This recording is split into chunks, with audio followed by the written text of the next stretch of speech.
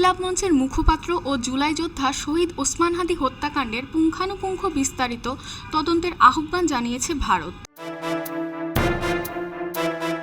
বার্তা সংস্থা পিটিআই জানিয়েছে 24শে ডিসেম্বর বাংলাদেশের হাই কমিশনার রিয়াজ হামিদুল্লাহকে তলব করে ভারতের পররাষ্ট্র মন্ত্রণালয়। এই সময় হত্যাকাণ্ডের তদন্ত নিয়ে ভারতের উদ্বেগ জানানো হয়।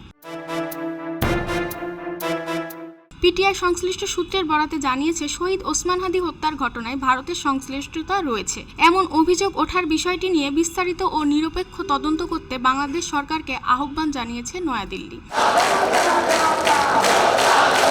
ওসমান হাদি নিহত হওয়ার পর ঢাকায় ভারতীয় দূতাবাসের সামনে বিক্ষোভ কর্মসূচির ডাক দেওয়া হয়েছিল। তার মৃত্যুর পর বাংলাদেশে ভারত বিরোধী মনোভাব বৃদ্ধি পেয়েছে বলেও উল্লেখ করেছে পিটিআই।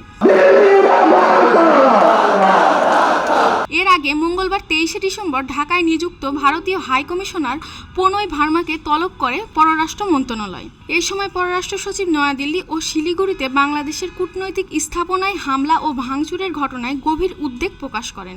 একই সঙ্গে ভারতের অবস্থানরত বাংলাদেশি কূটনীতিকদের নিরাপত্তা নিশ্চিত করার বিষয়টি গুরুত্বের সঙ্গে তুলে ধরা হয়।